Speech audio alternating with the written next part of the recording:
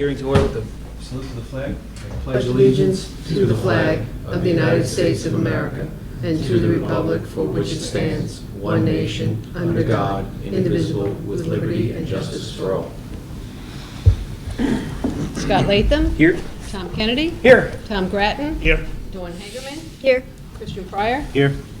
In the event of an emergency, all visitors are advised that they may exit this room from the one side door which leads directly into the parking lot. In the event of an emergency, everyone is asked to move away from the building. Do not attempt to leave it in your automobiles, because since this may cause traffic problems and block incoming emergency vehicles. Thank you, Patty. This is our first of possibly 3 budget meetings, so Chuck, this is all you. You guys are going to want to turn around to see the presentation if you like. Let's sit in the audience. You can switch sides if you like, whatever's most comfortable.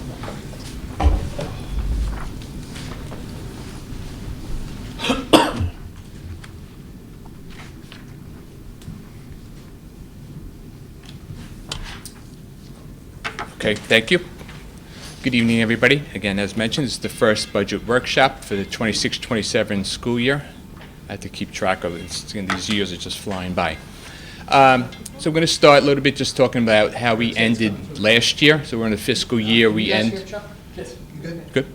Through June 2025. So we had unassigned fund balance, kind of like our savings account, kind of like, the years of the amount that could be used. It really helps with our financing to make sure that our bond rating, again, stays low. So we had the $1,406,000, and again, that's capped by the state at 4%, so we're right at that number.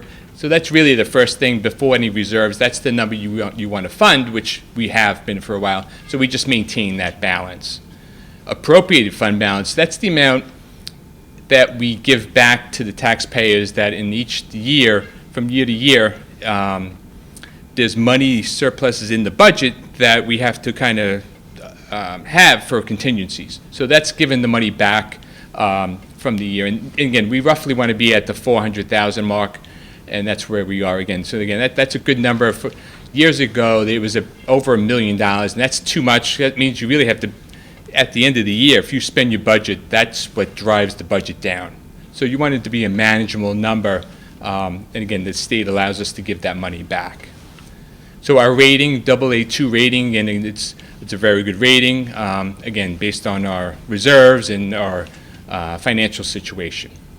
Is that the best we've ever been? I believe so. Yeah, I looked into years ago to see the next rating, and I know there's a couple of districts on the South Fork just because it's the extremely wealthy areas that are very small. They get that rating, but for us it would take again it's based on a lot of different factors, but for now that is again that's a very good rating. Dropped or anything. What do you mean? We've never dropped. No. I should look at the history. I think it's been that rating for a long time. And what's important in a bond, as I mentioned, it's each year when you go out for bond, they do look at your financials, but basically it's important that bond is going to fall off in June 2031. So just a couple of bullet points on next year's budget. I build the budget based on a couple of different methods, roll forward and zero based, which basically means sometimes, I say for salaries, I do it by person. And some things like supplies, I might look at, well, if last year was $500 for a certain code, I'd keep it at $500. So it's a combination. It's basically each department that the superintendent I meet with, we go through their budget the last couple of weeks, couple of months. And again, we want to put forward the best budget we can that's fiscally responsible. We do have the foundation aid increase is the $14,000, which is the 1%. Again, for us, it's minuscule. As you'll see, I have some slides. We'll talk about most of our revenue budget is driven by taxes. You are going to see, you're going to see in Newsday and you're going to see in different publications all different numbers. I think our overall number is like 160 or 170 is what they'll report for us. The foundation aid is your actual state aid. The fact that they'll give us more money for UPK, they raised the grant money on that, they put that in that number. When we purchase services from BOCES, which we do more of now because we're purchasing more of our tech services, and we back up our tech guy with the service, we get reimbursements from that. They add that into that number too, even though it's not really aid, it's money we're getting back for money we spent. Reimbursable aid, they call it. The $14,137 is the actual state aid increase that we had this year. That's the real, when we say we get around $2 million in state aid, that's foundation aid. That's true state aid that is not based on whether we spend money, it's not based on whether we have kids in a UPK class, it's not based on any of those things. It's not reimbursable aid. You know, if we get a $150,000 aid package for UPK, yet we only have 10 kids in UPK, they don't give us the $150,000. They give us, you know, X amount for each kid. So that is the actual number. You will see numerous other numbers because other places report them. They either don't know what they're reporting or they report what they choose to report. You know, so that is our actual number increase, which is really paltry, quite honestly. But it's built on programs and staffing basically remaining intact. Again, each year it's looked at. Our enrollment is declining, so certain things like which classes are held, there's certain things that might be discussed, but again, for the most part, our programs are intact. The budget does include a full elementary playground set. We are looking at different methods of financing. In other words, we also potentially have some money in the current 25-26 budget that we might put towards a portion of it. So right now, this draft budget to budget, is looking at a 4.12% increase. And again, I have slides. We'll talk about these detail. That is a $297,000 difference over the revenue budget. It might look a little scary, but again, I will find it. It's nothing of concern per se, but right now we decided to kind of stop cutting at a certain point and kind of relook at things. Like the state aid, that's still going to be updated, so hopefully we'll get more state aid. And again, we'll work, but I don't see there's not going to be an issue with us getting to be a balanced budget. so the 1% is the governor's proposal. It doesn't really become your state aid package until after the two houses either approve it or propose a new one and they all agree on it. So that's an estimate, and that's why our numbers don't fully match up yet. But our expense budget and our revenue budget will be balanced by the time we get to where we need to adopt. You know, we'll look at what possible things can be trimmed. We'll look at where we're getting more revenue, if we do get more revenue through different budget, you know, through the more budget cycles. But you know, our first run of doing everything, we're pretty close. We're only $297,000 off in a $35 million budget, so we're really quite close. Next year, we are looking potential of a health insurance increase of 9%. That's probably the main driver for the benefits increasing as much. The teachers' retirement system is nice. It's dropping from 9.59 to 8.75 is the cap. Hopefully, it's going to be a little lower than that. But that amount does increase because our salaries increase for that. But again, that's a good sign that it's decreasing. There is employees' retirement system has multiple tiers and levels, but for most of it, there's one of them. It's increasing a little bit from 16.5 to 17.6. And these are numbers that we're given. You know, we don't choose what the insurance increase is. They meet and they look at all of the factors and they tell us this is what your increase is going to be. We don't choose what the ERS, you know, increase is going to be. We're obligated to pay into it, and they kind of tell us the number. So those are fixed costs for us. They're not anything that we can adjust. Just the graph on the budget-to-budget history. Again, at the bottom, you can see the 26-27 year looking at a little over 4%.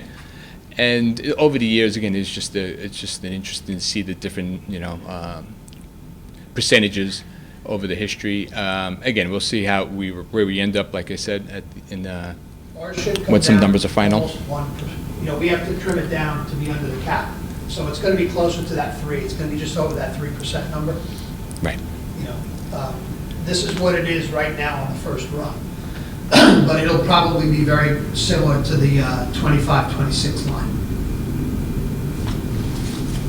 So this is important. This is our reserves. Again, this is the data is from June 2025, the column towards the left. Because it's important to know with the reserves, that helps, the reserves are also factored into the budget, what we need. So we're going to start, the top two, capital and repair, are very similar. As you see, there's no revenue source for them in the right column because those are just separate. They have, each reserve has a specific purpose. A lot of times it's very common sense. Capital is only for capital items. You can only use repairs for repairs. But the repairs, again, you need a public hearing, so that's how that is spent, which we typically do one every year or two.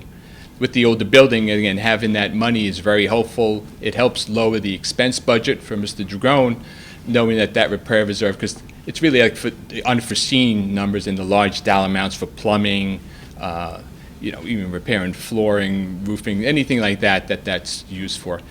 Capital, going back to that, it's important because you can see the 6.7 million is a healthy amount, and it's of course it's within our guidelines based on what we went out for. But we're going to see with the debt that's coming off in a couple of years with that amount, I mean, it might be something we're going to look at financially if maybe we don't need to bond after 2031 since we have a healthy capital reserve. We have two buildings that are in very good shape, trying to keep them in shape, make sure they're safe and everything. But again, I think that's an important number that we've been building, maintaining, and we'll see how we're going to use it going forward.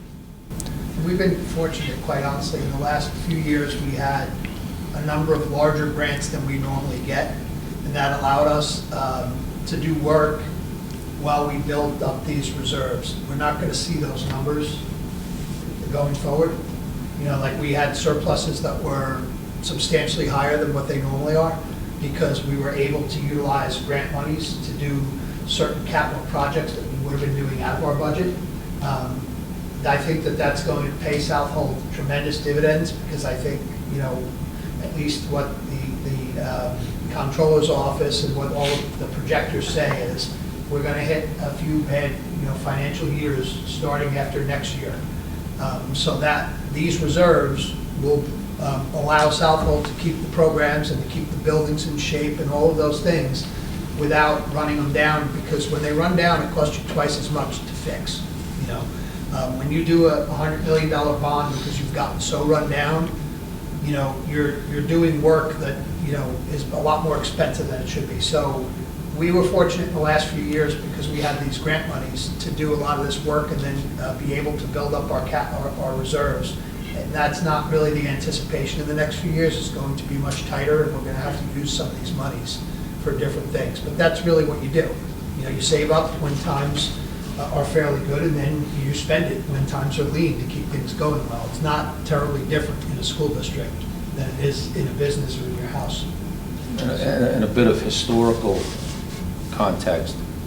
When I first started, we were just paying off, maybe like my fourth or fifth year, we were just paying off the bond for the elementary school, which was $18 million, or maybe $14 million, I forget what it was. But at the time that bond was finished, our bond counsel said, because we had some upgrades that we needed to do, he says, you already have the $1 million of debt service built into your budget. It's been there since the start of the bond. We can take out another bond for half the amount. You basically, if you try and draw equity out of your home, you say, what kind of mortgage can I get and keep my payment the same? We did that for necessary infrastructure stuff, but that's also what built all these beautiful fields and whatnot. And that the whole time the capital budget is being replenished. So in 2031, it might be the same thing. Who knows what the rates are going to be? But if the capital is depleted, you go and you just refinance it, because that money, that debt service is already in your budget. And you take $1 million out, it's going to be tough to get that back, and that's what a lot of our surrounding districts, I believe. Ideally, what we're working on is trying to figure out how we can create a capital reserve And you can allocate that debt service. Ours right now is $750,000. That's what our debt, you'll see it in one of Chuck's presentations later, that's what we pay. You can allocate that to your capital reserve instead of bonding. If you need, say, $7 million for a bond, or 9, like the last bond, you could actually put that $750 into your capital every year until you get to that $9 million number, and then basically what you do is borrow against yourself. And then over the 15 years, you save the district in the neighborhood of probably $500,000 in interest that you would have paid, and you basically pay back your capital reserve. So we're working on, it's hard to do if you need, it's impossible to do if you need a $100 million bond. You know, you need to build a building now, it's going to cost you $100 million. You can't put away that much money in any school district. But the types of bond projects that we need, you know, the types of capital projects we need, we can probably do within that type of structure. So we've been working to find out what you're legitimately allowed to do and how you're able to put it into different reserve funds. And then we're going to start, hopefully, in 31. I'll say you're going to start. That far away. Putting that away and then utilizing it in a way that benefits Southold and still saves us even more money. And that's the goal. That's one of our goals for this year. That's our financial goal. And we've been working on that. We're not fully there yet. Right, but so back to the capital, that was, I'm when it was sorry, approved. Oh, I can Okay, wait. yeah. Oh, what's going to drive the forecasted bad years ahead? Where's that? You know, I went to a presentation that Tom DiNapoli, the state comptroller, gave last year, and you know, he didn't give the underlying factors as to why. I can tell you what I was always told when I became a superintendent. Finances are good leading up to and in election years, and then they become bad after that. And I have to tell you, in the 34 years that I've done this, it's not that far off. Every grant I ever got was in an election year or just before an election year. You know, I don't know the answer to that question. I just know that the people in the state that work on these numbers, and it happened to be the actual comptroller's office that came and presented in Huntington last year, and they said, in the next couple of years, money's going to get lean. I think some of it has to do with they gave away millions of dollars of grant monies during the pandemic, you know, and that was not planned for, you know, so, and I think they're looking at foundation aids for districts where enrollments are going down. Ours is one of them. So I think that's going to impact us adversely. The fact that our increase is $14,000 is because we only get $2 million in aid, which percentage-wise is minute. In my last district, we got $184 million in aid, and our budget was $350. So even though it was a much bigger budget and bigger district, it was still over 50% of our money came from the state. Here, I don't know, what's 2 over 35, Chuck? Less. Yeah. It's probably around 10-12% of our money, you know, if that, not even 10%. 10% would be 20 million. So like 7% of our money is state aid here. We have a very low number, so it may not impact us as adversely as it will. Like if you have a 1% state aid cut for us, we're losing $14,000. If you have a 1% state aid cut for, say, Brentwood, they're losing millions of dollars, and they're not equivalent, you know. So you might have better answers as to why, because I know some of your business ASBO presentations have been that the projection is going to be bad. Did they give you any? They didn't give me Nothing really lately. Same thing, just what I heard. I mean, I've heard over the last few years with the pandemic happened that I was anticipating that the New York State was going to do poorly, which would affect us, but I haven't seen that. So Yeah. I've been a little surprised that. So it's possible that that's not the case. I do know that the 2% tax cap is catching up a little bit, because when you look at the increases that, like when we have 9% insurance increases and 5% salary increases and 5% teachers retirement, and we're capped at 4%, it's hard to keep up with that, you know, and that is eventually, the rubber's going to hit the road with that, you know. It's just the reality of it, you know. I don't have a better answer for you because they didn't really give us one at that presentation, but they did say the projection is that state aid is going to dry up some, and we're going to have some worse financial years. It does not impact us as negatively, but it may impact us. So better safe than sorry is kind of what we go with. Sorry. Okay. The capital reserve that was approved by us was, it's a 10-year reserve. 9.7 million is the max. That means we could put roughly 900,000 a year in there.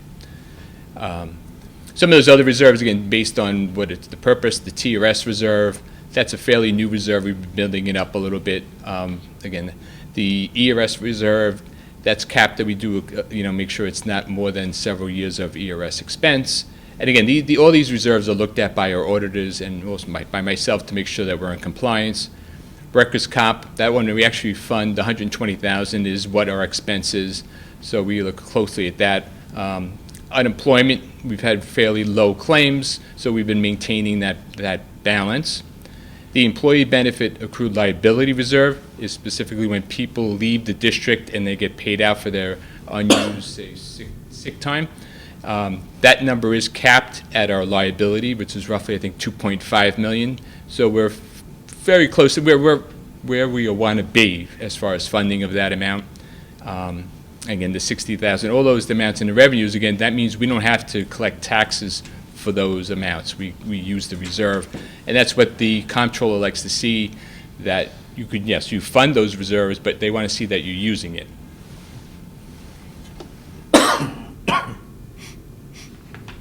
So the tax-based growth factor, we'll look at the formula for the tax cap, which is the limit on how much we can raise the tax levy.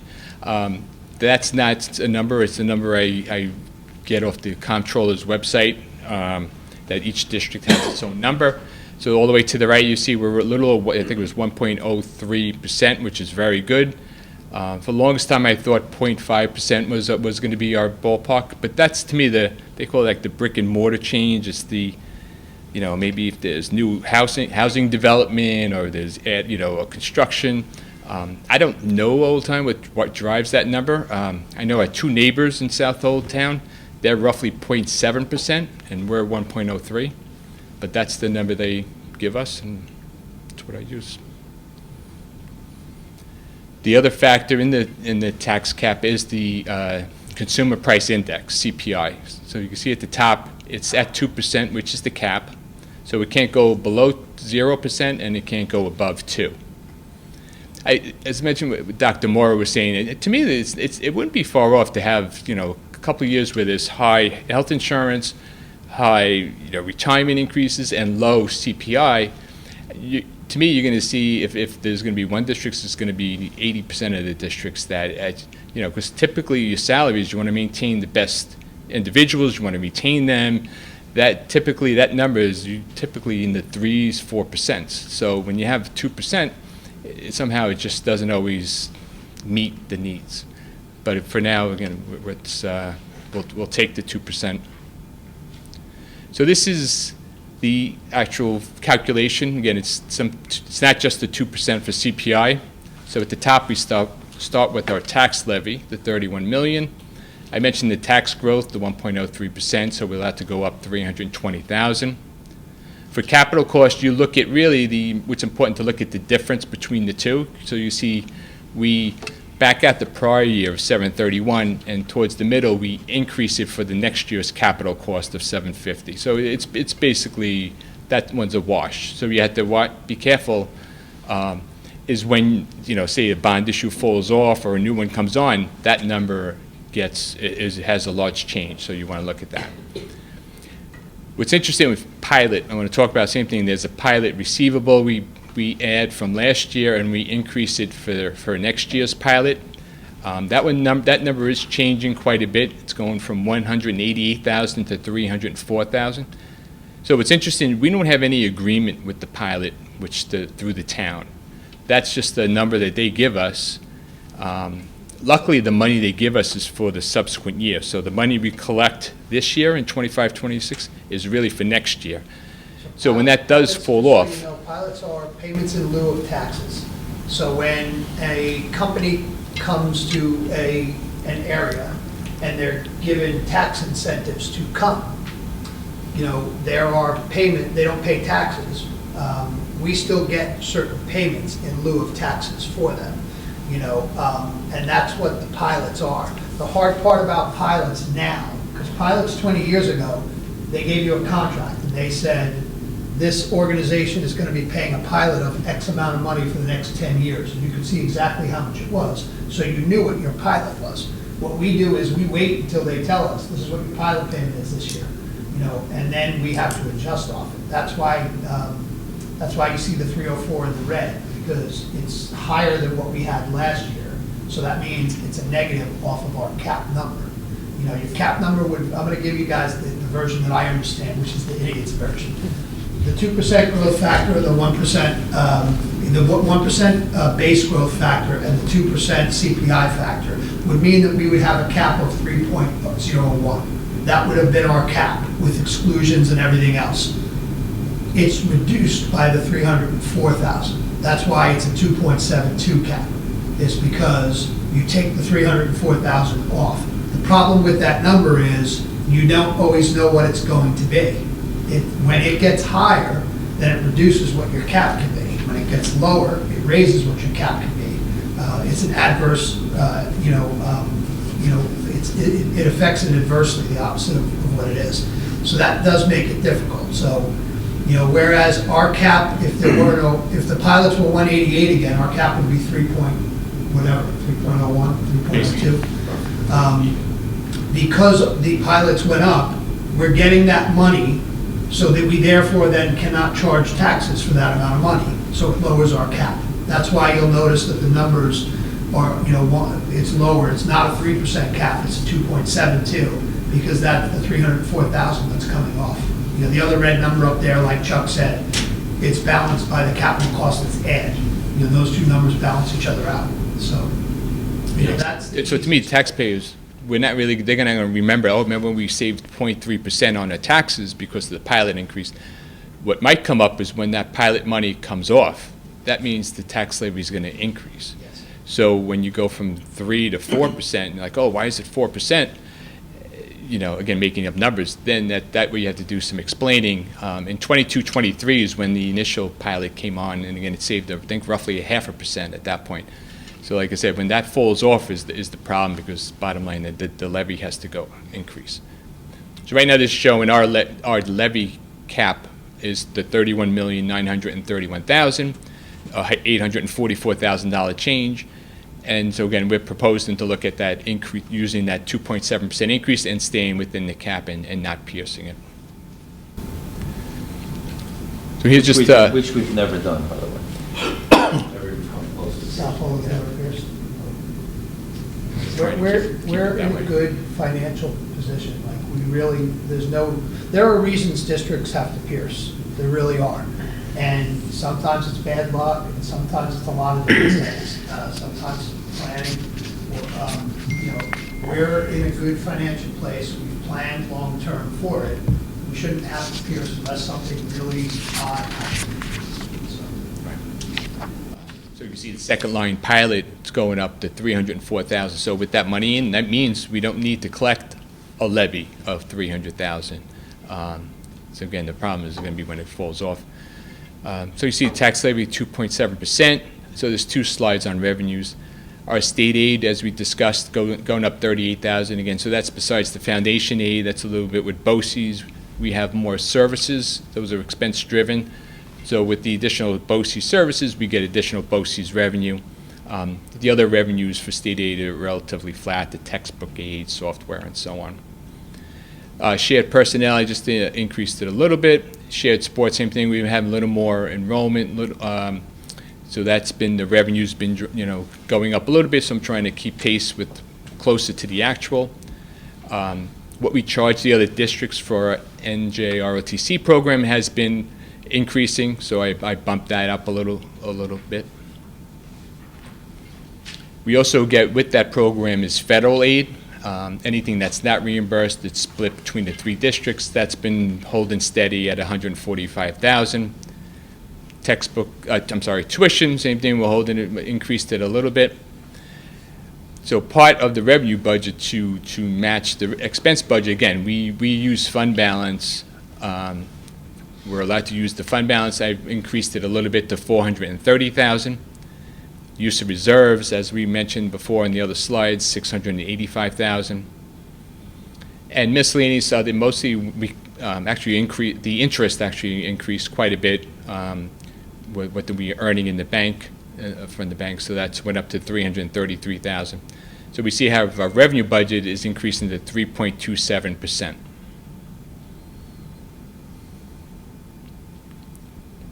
So there's one slide on our expenditure budget. Again, you see towards the bottom, this one's based on a 4% increase, but starting at the top, salaries, that's the bulk of our budget, which is salaries increasing 2.5%. There's a couple of retirements in there that help keep the amount low. We look at benefits. I mentioned that 5% increase. A lot of it is the health insurance.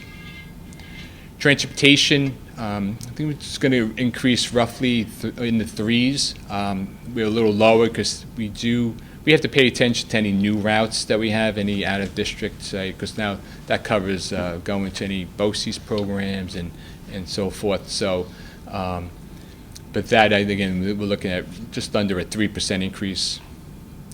BOCES services, we're going to be holding steady, 2% increase. The debt service, and that also has interfund transfer, so the big driver is the interfund transfer. There is an error, sorry, with this, the percent. That $292,000 is a 29% increase. The out-of-district tuition expense, again, we've seen where we're trying to do our best job, basically to try and obviously educate the child as best we can. If we can keep them in-house, that's what we try and do, but we're seeing a slight decrease in that number. Equipment, again, this is based on all the different departments, what they need, how they divvy up supplies and equipment. Again, it's a slight increase, and again, I apologize for the numbers. It's a $21,000 increase, and it's a 7.9% increase. Operation maintenance, that's Mr. Dragone's area. We've been talking about, again, we want to keep the building safe and updated. Next week has his departmental meeting, so he's going to go into detail with his slides. But I know, like electricity, there's certain things that the costs are going up. Maybe because of all the storm weather, maybe there's some plowing, something increased there, I'm not sure. But other drivers, again, $75,000 is just miscellaneous different expenditures, and for a total expenditure budget of $37,095,500. Can you correct those couple of things and we'll put it in the update this week? So Okay, actually did, yeah, I did already, so I'll double check the numbers before it's final. The debt service is 29% in 1 year. Debt service, Debt service, you said, was a 29% increase. Right. exactly, yeah, so it's a 29% change. It's mostly it's also the interfund transfer What's that mean? that's going up. You gotta explain to us. Yeah, so the interfund transfer in the general fund is, each year, again, Mr. Dragone will talk about it in detail. There's projects that are not, they're typically larger in nature, so it might be something where we're adding to a ball field, doing some kind of building. In this case, it's the playground set. So the playground set, it's paid for out of the capital fund. This is all general fund. So to fund the capital fund, we do an interfund transfer each year. So that $200,000 increase is because of, it's a $400,000 playground. That's what they cost approximately. But that increase is because we shaved away as much as we could from other things and then put that into that line. Right. And that's why you see that big bump. So, all right. I forgot, when you said that, I couldn't remember why it was 29. Yeah, okay, exactly. So what will happen is, future, and then you see this in some of the administrators and even department heads' budgets too, like, when we have to buy high jump mats, we have to increase our athletic budget for about $20,000 that year.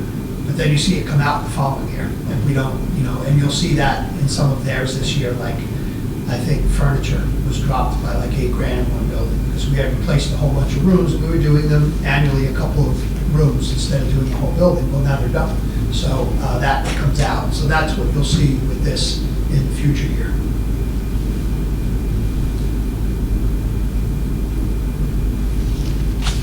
I'm not going to go into detail, it just kind of just talks about, again, sometimes it's, what's the purpose of each of the reserves. Again, we follow the rules and regulations, how it could be funded, what it's used for. It's just basically, to me, it's important to know, obviously, that, like, say, the workers' comp, that we can't reduce that workers' comp reserve unless it's for workers' comp claims. We can't lower the capital reserve unless it's for capital items. So that's the general gist for each of the reserves.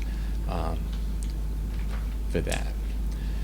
So just a couple of budget dates. So again, next week we talk about, it's going to go into detail. The administration will come in, present on their particular budget increase to talk about any key items for that.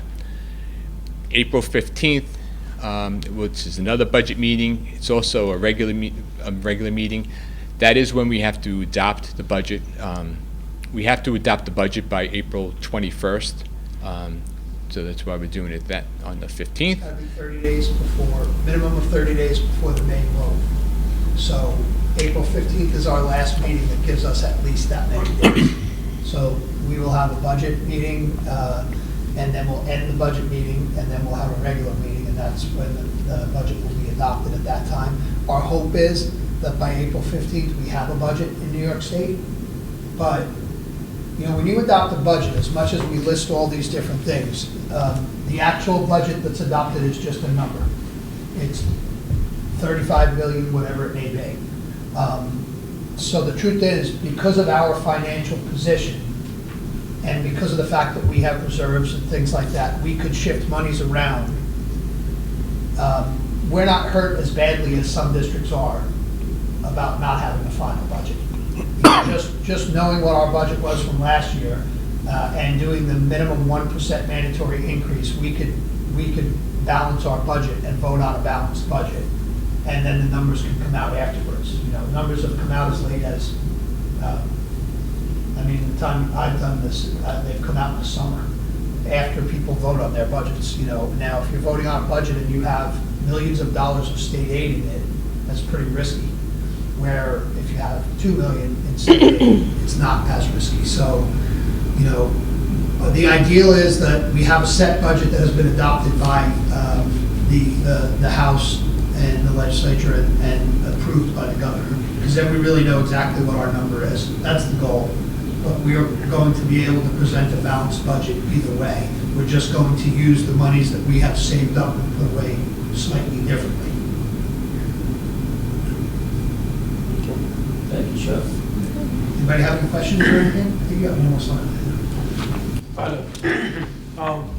In the budget, you talked about like ERS. Is it like certain tiers that are? Exactly. That's just, I had a pamphlet that talked about the main increase, so that's the number I used.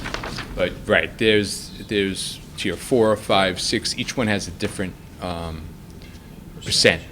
Some of the later tiers, we're seeing more employee contribution is probably the. Yeah, I wish I have to take a look. I'll get back to you, I know, because I meant to look at the specific details. I haven't looked at, but like I said, some of them, I forget which tier has the biggest increase. Do they bifurcate the TRS also? Because we're really dealing with 4 and 6 now, tier 4 and tier 6. Most members, like I'm tier 4, but if you're in the, like my kids are both tier 6. They got in the last 2 or 3 years. Is that different for that? So it's different. TRS, it's basically the expense the school pays is based on the salary times the percent. So it's just a set percent. it's a set percent on each percent. How much the person contributes is different. Again, like tier 6, they might contribute 6%. Tier 4 doesn't contribute, or they stop contributing. The civil service, CSEA, they do it differently, where same thing based on how what money that they're charged for the tier 6, again, might be 6%. We pay a different percent, so it's staggered. Each year, again, it changes. There's again a chart we use, and like I said, it goes back. There's tier 4, 5, and 6 basically. There's 3 tiers. ERS? Yeah, I was gonna say that you could have, I mean, I don't think there's any other employees that used to be in the lower tiers. Yeah. There used to be, obviously, tier 3, too, but I think we only have from tier 4 up.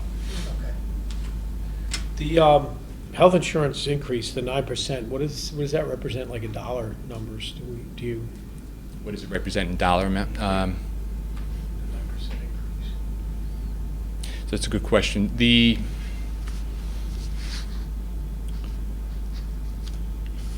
Because what I do with the health insurance, it's a lot of times in the past I've looked at each person and then I look at what's contributed.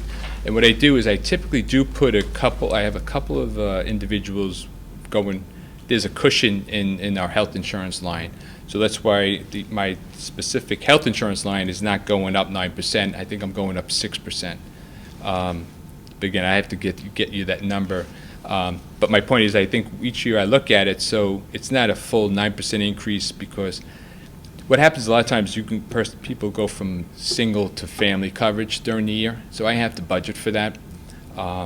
So basically, I take a look at our staff population, and that number's been decreasing, so I've been lowering the cushion that's in that amount. But I can get you the amount for that. For the update on what the, the budget amount for this year for health insurance was, and what the budget amount for next year is, whatever the 6 or 7 or 8 or 9 that you used. Right. You put that, can you get that for the update? I will, yeah. Okay. That ties into- Yeah, And that ties into negotiations as well, Yeah. because we usually use a 7% annual increase. Sometimes it's 5, sometimes it's 9. Right. We're getting big. Yeah. Yeah. I mean, health insurance in almost every district is the largest increase. It's outpacing salary increases. And that's just because, I mean, you've been doing this every year. What's the lowest in the last, since I've been here, I think the lowest health insurance increase was in the 70s. That's what I recall.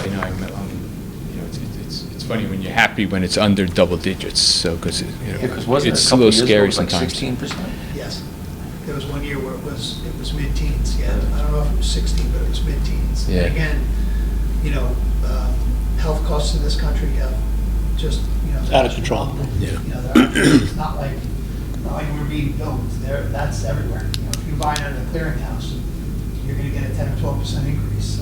So what has happened in the last handful of years is that those increases have outpaced pretty much anything else. We've seen large increases, everywhere. I mean, just the cost of goods have increased exponentially. Anybody who's in a business knows that, you're paying 30% more than you were 5 years ago. But healthcare is by far the largest increase over the last decade out of all of them. And it's gotten to where it's the number, in your larger districts where you have 2,500 employees, it's the first number you look at, because it's the largest number that you have, as far as the increase goes.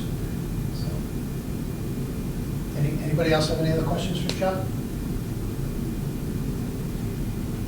I'm sure that if they come, just email Chuck and I, and he'll get you the answers. Some of this stuff is more complicated than it needs to be. I think that's done by design, by the people that make the formulas. But Chuck does a good job explaining it. If there's more, I go to him and I say, explain to me what the growth-based factor is, and talk to me like, I'm in elementary school. Don't explain it like I'm an accountant, because, and in essence, he made it very easy. Growth, it's a number that we get based on how much they think they're going to collect in taxes, based on the properties here and the businesses here. And, they've either built more houses, or people have built bigger houses, or they've added on their houses, and the same as the business, and that's why ours went up. They make it more complicated, than it seems to me, but if you need explanations for any of those, I know I need them on a regular basis. Just email us, and Chuck will get them for you in a way that's very understandable. Okay? And then take the number, divide it by our enrollment, realize how much we're paying per student, pull your hair out, and then. Doesn't matter, there's a lot of property to take care of around here. Yeah, yep, A lot of buildings to keep up with. yeah. And Yeah, it's not how it works, right? it never works that way, and it's disproportionate. You know, when you have 15,000 students, it costs a lot less to educate each individual student, because, you know, your high school classes are 28, 29, 30 kids, and they're balanced out through the whole grade level. You know, we offer AP classes of 7 kids, otherwise we don't offer AP classes. Well, we're paying a lot more for an AP class with 7 kids in it than you're paying in a district that has an AP class of 27 kids. It's just an economy of scale. There's not anything that can be done about it, with the exception of you don't offer things. And that creates a situation that makes it a less desirable district and puts our kids on an uneven playing field. You know, when they want to go to college, and colleges are looking at their transcripts, you need to have these course offerings that are common around the United States, and even more so common on Long Island, because that's where our kids compete with. You know, when 10 kids apply for a certain school off of Long Island, they're competing with each other, you know, especially a high-level school. So to be able to allow our kids to compete correctly, we have to offer those things. And it's always going to cost us more to offer them than it is if you're in a district where you have, you know, 20 times, 30 times the number of students. So that's just part of the reality of finances. Thank you, Chuck. Thank you. Thank you. Thank you. This is not a meeting, so we have to vote to adjourn. Correct.